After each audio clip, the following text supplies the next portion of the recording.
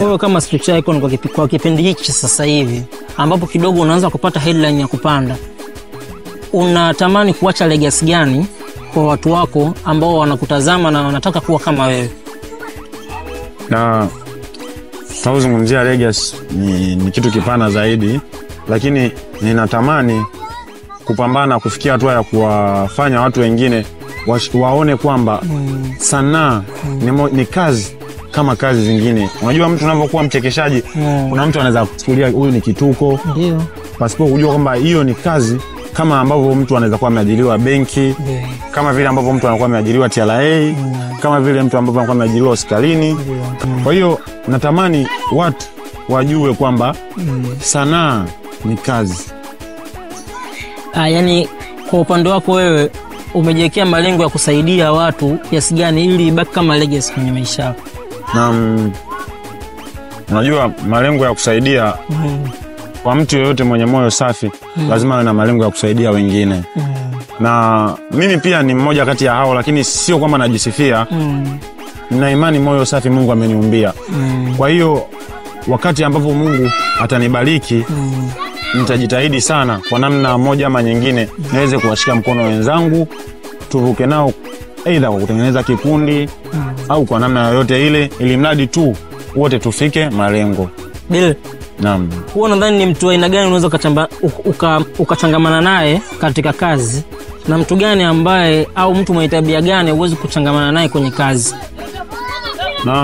Mimi nachangamana na kila aina ya mtu kwenye kazi. Isipokuwa malaya. Hasa yani kwa kiume anapokuwa mtu wa hivyo, naweza nikasema labda sielewi. Lakini watu ambao naweza nikasema kwamba naweza nikachangamana nao kwenye kazi vizuri, tukafanya kazi ikaenda vizuri, ndio ni watu ambao ni watulivu. Yani napenda watulivu. Yani watu malaya mimi kwenye kazi tutashindana nafikiri. Watu malaya mara nyingi kazi huwa haziendi. Na wanarudisha sana nyuma maendeleo ya kazi mbalimbali. Isha kutokea changamoto? Changamoto hizo zipo. Unaweza kuwa mnapiga kazi na watu baadhi ya wadada ndo kama hao, natoka baadaye message zinaanza. Sasa kama message zinaanza ambazo za kuleta kama habari za mahusiano nje na kazi, inaleta picha mbaya, na kuna namna fulani hivi mahusiano yakiingilia kazi yanaweza yakarudisha nyuma kazi. Wewe unawashauri nini wadada wa design hiyo katika tasnia? Mimi nawashauri waache, kwa sababu umalaya hauna faida bali una hasara tu. Na kama una faida ambayo wao wanaiona ni faida, basi hiyo faida yao inaweza ikawa ni moja kati ya hasara. Kwa hiyo waache na wafanye tu kazi kwa weledi. Bila mambo kama hayo watafika mbali. Sawa. Najua msingi mkubwa wa kazi ni bidii, maarifa na nidhamu. Sasa katika hivi vyote vitatu, wewe unahisi una vipi? Una kipi na kipi haujakamilisha? Mimi katika hivi vitu naweza nikasema maarifa ninayo, nidhamu ninayo. Kwa sasa hivi nakosa bidii. Unahisi ni kwa nini unakosa bidii kwa sasa hivi? Sasa hivi naweza nikasema ninakosa bidii kwa sababu ninaona hata utendaji kazi wangu ni wa polepole sana. Hata wewe pia ukifuatilia account zangu unaweza ukaona naweza nikakaa wiki sijaposti kitu, na kitu ambacho kwa content creator sio jambo zuri. Unatakiwa uwe na consistency. Umeona? Na usipokuwa na consistency maana yake unapoteza bidii yako. Umeona? Na hii naweza nikaisema ni kwa sababu tu ya uzembe wangu. Sometimes najisikia kushuti, lakini nasema wacha nilale, nitashuti baadaye. Umeona? Kwa hiyo bidii nakosa for sure. Content creator sasa hivi wanalalamika kutokuwa na vifaa vizuri vya kufanyia kazi zao au content zao. Wewe unahisi ni sababu ya kutokufanya content? Inaweza ikawa ni sababu ya kurudisha nyuma kutokana na aina ya content labda ambazo unahitaji kushuti. Lakini pia kutokana na nature ya mitandao sasa hivi inataka nini? Kiingia mitandaoni sasa hivi watu wanatazama sana vitu vyenye quality nzuri. Kwa hiyo mtu anapokuwa hana vifaa na aina yake ya maudhui labda ikawa inahitaji quality kubwa sana ya picha ile, inaweza ikawa ni inamrudisha nyuma. Lakini pia ukiwa na kipaji kama ni maudhui yako ni ya kuchekesha, ni ya kuhuzunisha labda, ni ya namna yoyote ile ya kuelimisha, kuna namna tu yataonekana hata kama una kifaa kidogo sana. Yani kuna watu wengi sana ambao walianza na video zao zina upungu wakati wanaanza labda kushuti. Hata mimi mwenyewe sio kama na vifaa.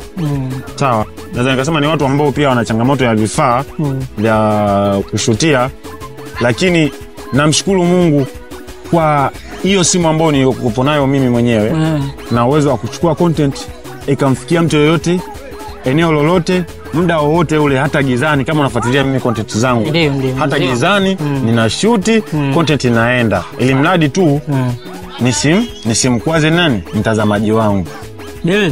Naam. Swali la msingi sana. Wewe unahisi katika karia yako ya tasnia ya uigizaji nini kifanyike katika kukuza vipaji vidogo na katika kuendeleza tasnia hii kuwa bora zaidi? Mimi nafikiri tupate tu support, na yani kikubwa sana ni support, umoja pia na kupambana. Tusitegemee kuinuliwa na mtu yoyote yule. Sisi vijana ambao tupo kwenye tasnia hii sasa hivi, tusitegemee mtu atakuja labda akushike mkono akuinue. No, tupambane wenyewe. Hakikisha kwamba upambanaji wako ndio unawafanya watu waje kufanya kazi na wewe. Usisubiri kwamba ufanye kazi na mtu fulani ndio ufike sehemu fulani. No, fanya kazi nzuri ionekane, na hatimaye watu wakubwa waombe kufanya kazi na wewe. Neno moja kwa serikali na neno moja kwa waigizaji wenzio wachanga na wakubwa. Mimi neno moja tu kwa serikali. Naishukuru sana serikali, hasa serikali ya awamu ya 6 ya mama Daktari Samia Suluhu Hassan, kwa sababu imeonyesha support kubwa sana. Haijawahi kutokea tuzo za wachekeshaji kugawiwa hivi kama ambavyo imefanyika mwaka huu. Kwa hiyo napenda sana kuishukuru serikali, lakini pia iendelee kuwa na moyo huo wa kusupport na kuona na kutambua uwepo wa watu kama hao wachekeshaji. Lakini pia la kuongezea hapo, itazame kwa namna ambavyo inaweza kusaidia hawa wengine ambao ni wadogo zaidi, ambao wanapambana kufikisha, kwa sababu nao pia wana hadhi ile ambao inawasikiliza. Kwa hiyo watazame namna ambao wanaweza wakawasaidia hawa wengine. Lakini pia upande wa wasanii wenzangu, waigizaji wadogo pamoja na wakubwa wanaochipikia na ambao tayari wapo, ni kwamba tupendane, tushikamane, tusaidiane, kwa sababu lengo letu ni moja, sote kufanikiwa. Bill, swali tu la uzushi. Una mahusiano? Mahusiano ndio ninayo.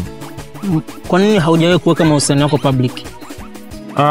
Mahusiano yangu mimi ninaweza nikamtaja mpenzi wangu, lakini sio kumweka wazi, kwa sababu unajua mafisi ni wengi na ile ni nyama. Unaelewa? Oya, nyama, zingatia neno nyama. Ile ni nyama. Uwezi ukaenda ukaiweka katikati ya fisi, utakuta imeliwa. Kwa hiyo kwa sababu mimi mpenzi wangu ni mzuri na nampenda sana, nitamtaja labda in case labda mwanahabari atataka kumjua jina, nitamtaja, lakini sio kumweka wazi by face kwamba ndo huyu hapa. Subiri. Mimi nataka nimjue ni nani mtani. Mpenzi wangu bana anaitwa Jacqueline. Jacqueline na maua yako mpaka unatajwa? Sio mchezo. Wanaume wachache sana ambao wanataja wanawake zao majina, lakini Jackie una sehemu yako, unaonekana unamweka kijana katika sehemu salama zaidi. Niambie, endelea kuongea sasa. Kwa hiyo hivyo mtamjua tu anaitwa Jacqueline, lakini wakati sahihi wa nini kumfahamu kwa sura utafika, na nafikiri sio muda mrefu mambo yangu yakikasa ya chuo nini, nitakuja kula ubwabwa. Baada ya chuo ni unarudi nyumbani au ni unabaki kuendeleza karia? Ninaenda chuo. Ndio. Maana yake naenda kupambana, naenda kuanza maisha yangu rasmi, kwa sababu nishakuwa mtu mzima sasa. Umeona? Kwa hivyo sitegemei tena kurudi nyumbani kwamba naenda kuanza maisha upya na wazazi. Hapana. Kwa hiyo upambanaji unaendelea kama vile ambavyo ulivyoanza toka nilipoanza first year. Kwa ninavyomaliza mimi naendelea na kupambana, kutafuta kipato. Ajira na kusongesha movement yako ya career yako. Kipi kina kipaumbele katika maisha yako kwa sasa?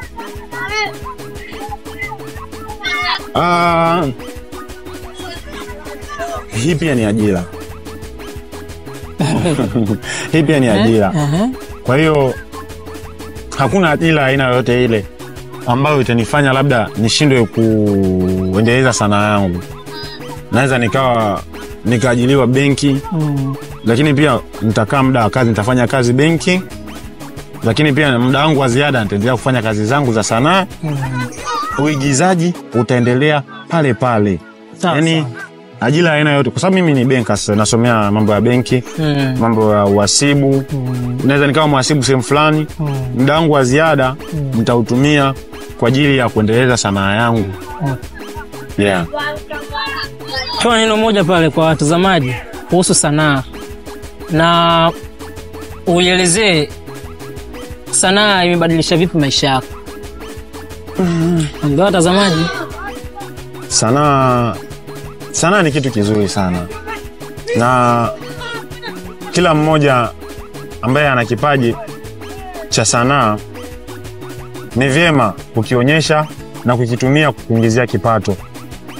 Kwangu mimi sanaa imenikutanisha na watu wengi sana, na imenifanya kwa namna moja au nyingine nasema kujulikana japo kwa uchache, lakini imenikutanisha na watu wengi ambao wanaweza kunisaidia ninavyopita katika changamoto.